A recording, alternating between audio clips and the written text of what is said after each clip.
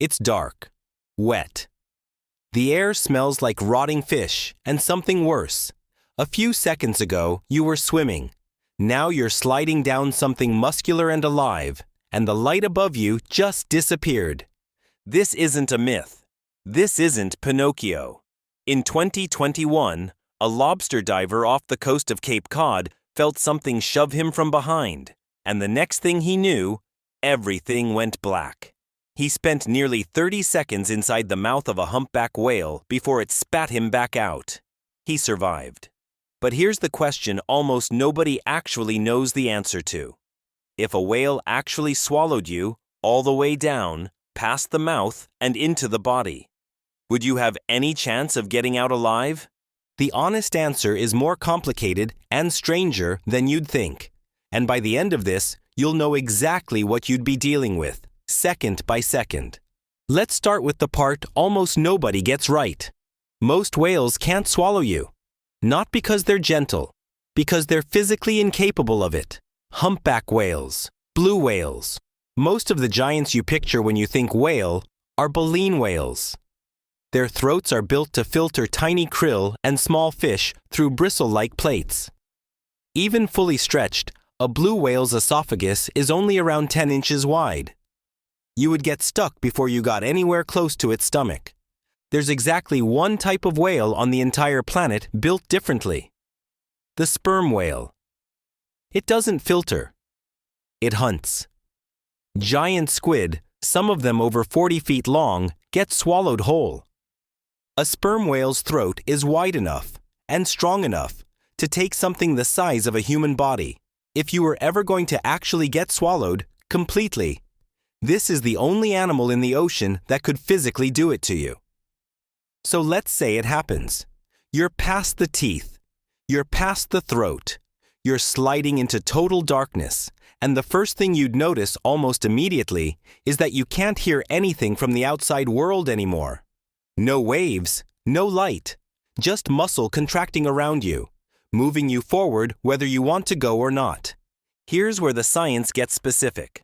A sperm whale doesn't have one stomach. It has 4 separate chambers, similar to a cow's digestive system. The first chamber is mostly muscular, used for grinding down tough prey like squid beaks. If you end up here, you're not yet in acid. You're being squeezed, repeatedly, by walls of solid muscle in complete darkness, with the air running out around you. This part alone has been enough to seriously injure professional divers in real encounters. Air is the first real crisis. There's almost no usable oxygen inside a whale's digestive tract. Whatever air came down with you is the only air you're going to get, and you're going to burn through it fast, partly from physical exertion and partly from pure panic. Most realistic estimates put survival time inside a whale's stomach at minutes, not hours. Some say you might stretch that to slightly less than an hour under the most exceptional lucky conditions. That's the entire window you'd be working with. The second crisis arrives close behind the first. Past that first muscular chamber is where the real stomach acid lives. Whale stomach acid exists specifically to dissolve things like squid shells and fish bones. It is not designed with mercy for human skin. Within minutes of sustained contact, you'd start experiencing chemical burns.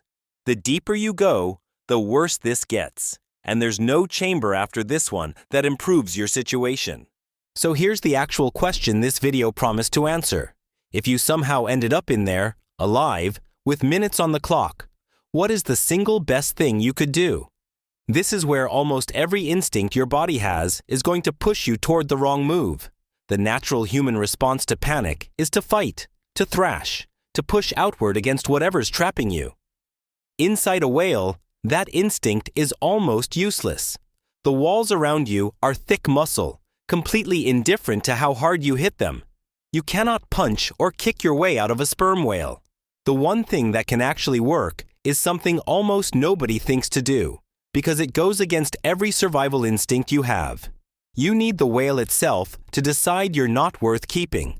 Sperm whales regularly regurgitate. It's a normal part of how they process food they can't digest, like the hard beaks of giant squid. If something inside their stomach is irritating, indigestible, or simply wrong, Their body tends to reject it rather than keep processing it. Your best, and arguably only, realistic shot at survival is triggering that exact reflex before the acid and the lack of oxygen finish the job first.